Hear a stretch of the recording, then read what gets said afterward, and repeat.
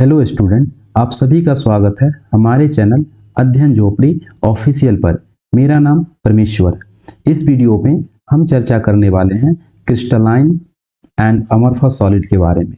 ये जो टॉपिक है ये क्लास 12 के एनसीईआरटी का सॉलिड स्टेट का टॉपिक है, उसके बारे में हम आज बात करेंगे।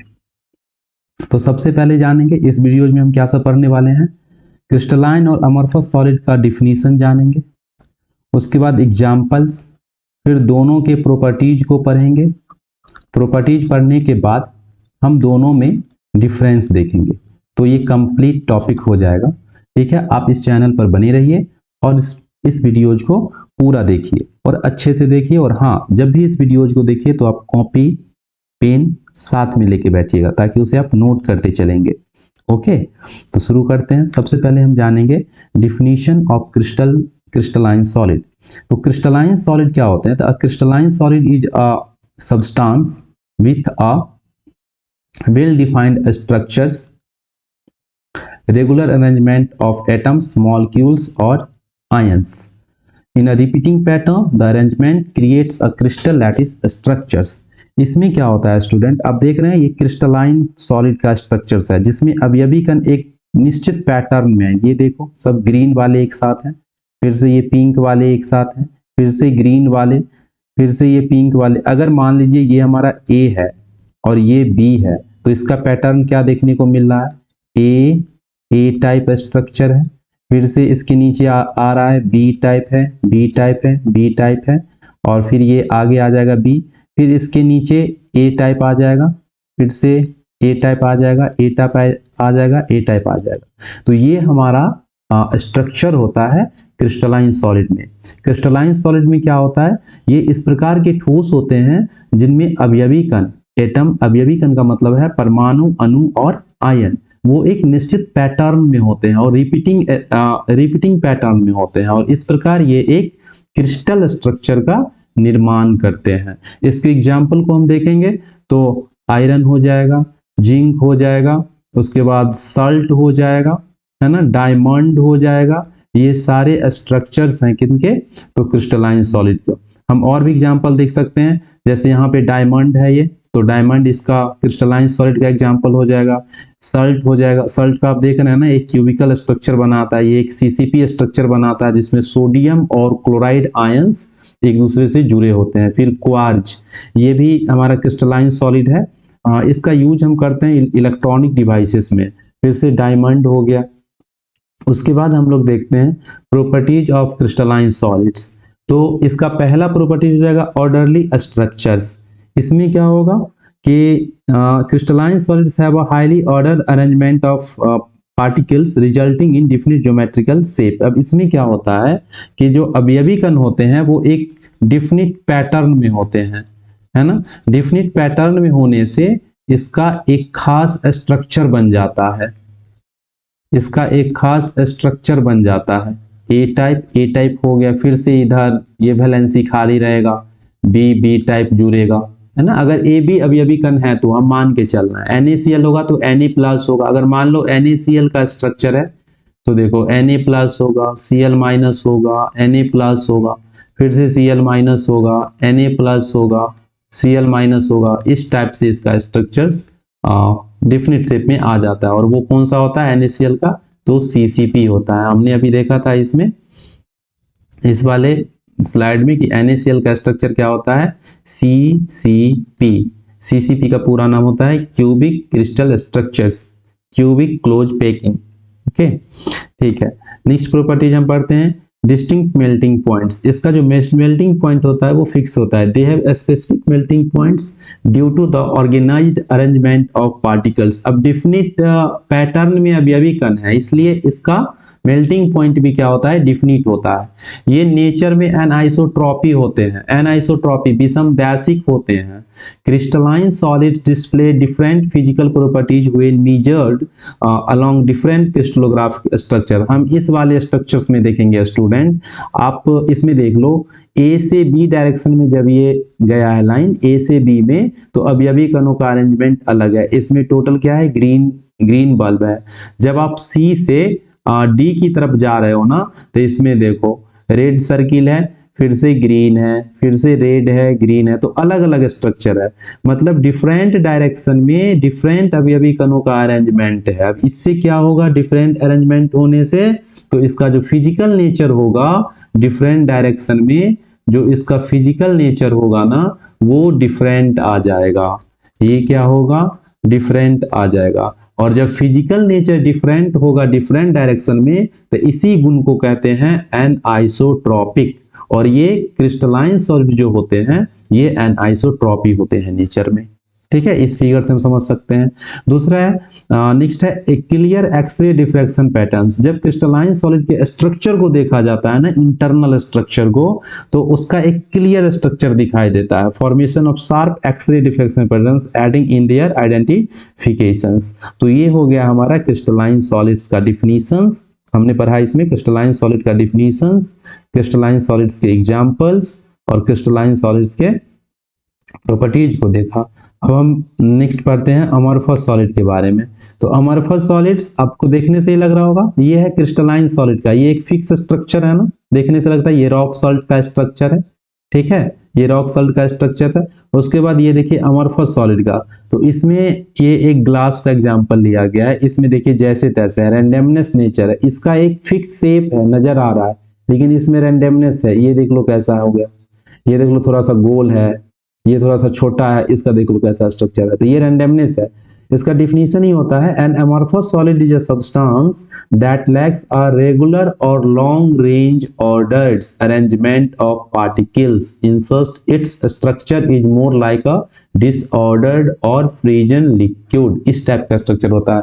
मतलब क्या, इसमें अवयवी कणों का डिफिनिट अरेंजमेंट नहीं होता है। जैसे अगर हम इसके स्ट्रक्चर्स को देखें तो इसमें मान लो जैसे उसमें देखे थे क्रिस्टलाइन सॉलिड में, इसमें अगर हम कोई हमारा ए बी टाइप का अमॉर्फस सॉलिड है, अमॉर्फस सॉलिड होगा, तो इसके स्ट्रक्चर को देखेंगे तो ये ए है, फिर से ए आगे क्या आएगा पता नहीं, सीधा साइंस इसका आंसर हो जाएगा ए के बाद ए ही आ सकता है, बी फिर से ए आ गया, फिर से ए आ गया। मतलब ये रैंडमनेस अरेंजमेंट होता है इसका, है ना। इसका सीधा सा आंसर होता है कि अगला पैटर्न क्या होगा, वो नॉट नॉन रहता है, किसी को पता नहीं है।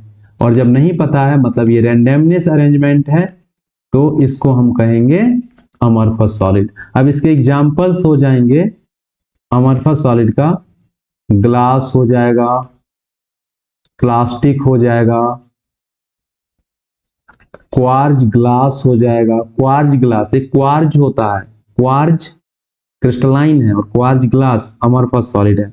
इसके हम एग्जांपल्स को देख लेते हैं। तो अमॉर्फस सॉलिड का एग्जांपल्स हो जाएगा ग्लास, ओके। उसके बाद पॉलीमर्स हो जाएगा, इसमें पॉलीमर्स में आ जाएंगे मैनी प्लास्टिक्स, जैसे पॉलीथाइलीन आ जाता है, पॉलीस्टाइरीन आ जाएगा, पीवीसी आ जाएगा। ये सारे क्या हो जाएंगे अमॉर्फस सॉलिड्स के एग्जांपल्स। फिर रबर भी क्या है, अमॉर्फस सॉलिड्स के एग्जांपल्स है। अब हम देखते हैं प्रॉपर्टीज ऑफ अमॉर्फस सॉलिड्स। तो इसमें पहला हो जाएगा lack of long range order. इसमें लॉन्ग रेंज ऑर्डर नहीं होता है, इसमें शॉर्ट रेंज ऑर्डर होता है। ये क्या होता है लॉन्ग रेंज ऑर्डर, तो देख लो इसका जो पैटर्न होता है ना, ये शॉर्ट टाइप में क्या होता है, रैंडमनेस हो जाता है। मतलब इसमें रिपीटेशन नहीं होता है, एक ही टाइप के ऑर्डर का रिपीटेशन नहीं होता है, तो इसलिए इसको हम लोग कहते हैं short range order. Long range order की इसमें कमी होती है। Amorphous solids lack the well defined repeating patterns characteristics of crystalline solids. जो ये क्रिस्टलाइन सॉलिड्स का विशेषता है, repeating patterns, well defined structure, ये सभी इसमें नहीं होंगे। मेल्टिंग पॉइंट्स इसका फिक्स नहीं होता, they do not display a melting points but rather soften over a temperature range। आप प्लास्टिक को आप जब गर्म करोगे तो ये क्या हो जाता है, गर्म होने के बाद ये सॉफ्ट होने लगता है ना, सॉफ्टेंस होने लगता है। इसका कोई मेल्टिंग पॉइंट फिक्स नहीं होगा। क्यों नहीं होगा फिक्स, क्योंकि इसका कोई फिक्स स्ट्रक्चर नहीं है, इसलिए नहीं होगा। Amorphous solids exhibit the same physical properties in all direction. अब ये आइसोट्रॉपिक होते हैं, हम लोगों ने देखा था जो crystalline solid and isotropy nature के होते हैं, बट ये आइसोट्रॉपिक होंगे। Amorphous solids exhibits the same physical properties in all directions. यहाँ पे देख लो, ये क्रिस्टलाइन सॉलिड है और ये अमॉर्फस सॉलिड का स्ट्रक्चर्स है। इसमें डिफिनिट अरेंजमेंट है अवयवी कणों का, है ना। तो आप यदि इस डायरेक्शन में जाओगे तो अलग अरेंजमेंट आएगा, आप इस डायरेक्शन में जाओ तो अलग अरेंजमेंट आ जाएगा, है ना। आप इस डायरेक्शन में जाओ तो अलग अरेंजमेंट आ जाएगा। तो डिफरेंट डायरेक्शन में जाने से हम क्या देख रहे हैं, अवयवी कणों का पैटर्न अलग अलग है, और अवयवी कणों का पैटर्न अलग अलग होने से इसके फिजिकल नेचर भी अलग अलग डायरेक्शन में अलग अलग होगा। तो इसे हम कहेंगे एनआइसोट्रॉपी। ओके, अब आइसोट्रॉपिक में देख लेते हैं। इस दिशा में जाओ अलग डायरेक्शन, यहाँ पे है ना, कोई डिफिनिट डायरेक्शन नहीं है। इस दिशा में जाओ कोई डिफिनिट डायरेक्शन नहीं है, क्या है, रैंडमनेस है, कुछ भी आ सकता है, रैंडमनेशन। इस डायरेक्शन में भी क्या है, रैंडम स्ट्रक्चर्स है। आप इस डायरेक्शन में जाओ, क्या आ गया, रैंडम स्ट्रक्चर आ गया। तो हम जब विभिन्न डायरेक्शन में जाते हैं हमारे पास सॉलिड में, तो सब में आ रहा है रैंडम स्ट्रक्चर। ओके, तो रैंडम स्ट्रक्चर से हम इसे मान लेते हैं कि लगभग इसका स्ट्रक्चर क्या है, सेम है। सब डायरेक्शन में रैंडम स्ट्रक्चर है तो लगभग सेम मान लेते हैं। इसका जो फिजिकल गुण आएगा वो सब दिशा में लगभग सेम आएगा, और सेम आने से क्या हो जाएगा, ये आइसोट्रॉपी। तो याद रखना है, अमॉर्फस सॉलिड नेचर में आइसोट्रॉपी होते हैं, जबकि क्रिस्टलाइन सॉलिड नेचर में एनआइसोट्रॉपी होते हैं। उसके बाद है no clear X ray diffraction patterns. क्या होता है कि अमॉर्फस सॉलिड्स का एक्सरे डिफ्रैक्शन करके देखा जाता है इंटरनल स्ट्रक्चर को, तो इसमें फिक्स पैटर्न नहीं होता है, फिक्स पैटर्न नहीं पाया जाएगा। Okay, due to the disorderly nature of their structure they do not produce sharp X ray diffraction patterns. ठीक है, नेक्स्ट हम लोग नेक्स्ट स्लाइड पे चलते हैं और देखेंगे comparison between crystalline and amorphous solids. देखो स्टूडेंट, ऑर्डर की बात करते हैं तो crystalline solids have a regular ordered arrangement while amorphous solids lack range order arrangement. होता यह है कि क्रिस्टलाइन सॉलिड में हमें एक डिफिनिट पैटर्न देखने को मिलता है, रेगुलर अरेंजमेंट देखने को मिलता है, जो यहाँ पे भी स्ट्रक्चर्स लिखा हुआ है, जबकि अमॉर्फस सॉलिड्स में हमें इरेगुलर पैटर्न देखने को मिलता है। ओके, उसके बाद है मेल्टिंग पॉइंट। मेल्टिंग पॉइंट की बात करेंगे तो इसमें जो क्रिस्टल सॉलिड होगा they have sharp and definite melting point. इसमें डिफिनिट मेल्टिंग पॉइंट आ जाता है, हम बात करते हैं डिफिनिट, जबकि इसमें melting point is not definite, melt over a range of temperature. ये रेंज ऑफ टेम्परेचर पे सॉफ्टेन होगा अमॉर्फस सॉलिड, बट इसका फिक्स हो जाएगा। हीट ऑफ फ्यूजन की बात करते हैं तो इसका फिक्स होता है, डिफिनिट होता है गलन की ऊष्मा, जबकि ये क्या होता है, डिफिनिट नहीं होता। अब गलन की ऊष्मा क्या होता है, ये बहुत सिंपल है, एक मूल सब्सटेंस को, एक मूल सॉलिड सब्सटेंस को द्रव में बदलने के लिए आवश्यक एनर्जी को हम लोग क्या कहते हैं, हीट ऑफ फ्यूजन कहते हैं, required amount of heat. Okay, तो हम समझते हैं इस लाइन को थोड़ा और अच्छे से एक्सप्लेन करके कि हमारा मेल्टिंग पॉइंट्स इसमें, जैसे अगर हम क्रिस्टलाइन सॉलिड की बात करें स्टूडेंट, क्रिस्टलाइन सॉलिड, ओके, तो क्रिस्टलाइन सॉलिड के लिए हमें एक ग्राफ खींचना होगा इस टाइप से। इधर आप टेम्परेचर को इंक्रीज कर रहे हो और इधर हम देखेंगे मेल्टिंग पॉइंट। तो इसमें क्या होगा ना, धीरे धीरे ये मेल्ट करेगा, तो इसका ग्राफ डायरेक्ट नहीं होगा, ये इस टाइप से जाएगा। ठीक है, फिर से तुमने टेम्परेचर बढ़ाया तो ये इस टाइप से जाएगा, फिर से इस टाइप से जाएगा, और फिर ये कंप्लीटली क्या हो जाएगा, यहाँ पे ये लिक्विड में आ जाएगा। मतलब जब हम गर्म करेंगे, ए से बी मान लो, बी से सी मान लो, और बी से सी मान लो, चलो ऐसे करते हैं। तो इसको जब आप गर्म करते हो ना, किसी भी चीज को, आयरन को ही आप जब गर्म करोगे तो ये धीरे धीरे गर्म होगा, और एक पॉइंट पे, एक ऐसा पॉइंट आएगा जहां पे ये लिक्विड और प्लस सॉलिड ये दोनों एग्जिस्ट करेगा।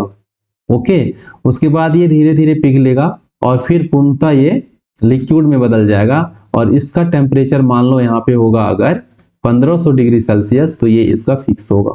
लेकिन अगर हम अमॉर्फस सॉलिड की बात करते हैं, अमॉर्फस सॉलिड जैसे प्लास्टिक है, तो प्लास्टिक को अगर आप गर्म करोगे ना, टेम्परेचर हो गया, मेल्टिंग पॉइंट हो गया। तो इसका कोई ऐसा फिक्स आने वाला नहीं है, ये बस ऐसे आ जाएगा रेंज ऑफ टेम्परेचर पे। ज्यादा गर्म करोगे ज्यादा सॉफ्ट होगा, ये क्या होगा पहले सॉफ्ट होगा, और सॉफ्ट होने के बाद और टेम्परेचर दोगे तो ये क्या करना शुरू हो जाएगा, बर्न करना शुरू कर जाएगा। तो ये ऐसा आ जाता है। आप लोग समझ रहे होंगे अच्छे से, आई होप। नेक्स्ट है फिजिकल प्रॉपर्टीज में, तो हम देख ही लिए हैं कि दे आर एनआइसोट्रॉपी, मतलब क्रिस्टलाइन सॉलिड जो होगा वो एनआइसोट्रॉपिक में होगा। मतलब क्या होता है, their physical properties are not identical in all direction, सभी डायरेक्शन में इसके सेम फिजिकल प्रॉपर्टीज नहीं होगा। जबकि एन अमorphous सॉलिड की बात करते हैं तो they are isotropic, their physical properties are identical in all directions. फिर एक्सरे डिफ्रैक्शंस की बात कर लो, तो जो क्रिस्टलाइन सॉलिड है इसका जो है वो क्लियर स्ट्रक्चर दिखता है, okay, clear and well defined होता है, इसका नॉट क्लियर होता है ना। यहाँ पे लिखा हुआ है crystalline solids produce clear X ray diffractions while amorphous solids do not display sharp patterns. ये कोई शार्प पैटर्न्स नहीं दिखाएगा, ये दिखाएगा। तो आज हम क्रिस्टलाइन सॉलिड और अमorphous सॉलिड को पढ़े हैं। ये सॉलिड स्टेट का टॉपिक है। सॉलिड स्टेट बहुत ही महत्वपूर्ण चैप्टर है 12th के लिए, ये बहुत इजी है। आप इसे पढ़ोगे तो इसमें ज़्यादा से ज़्यादा 3D फिगर है और ये इजी भी है, इससे आप मार्क्स ज़्यादा से ज़्यादा गेन कर सकते हो। और हाँ, इस चैप्टर से मार्क्स क्वेश्चंस भी पूछे जाते हैं, 5 से 6 मार्क्स का तो आ ही जाता है। तो इस वीडियोज में हम इतना ही बात करेंगे, आज के लिए इतना ही। थैंक यू, जय हिंद, जय भारत। हम नेक्स्ट वीडियोज में फिर से मिलेंगे, तो आगे चर्चा करेंगे unit cell and crystal lattice के बारे में।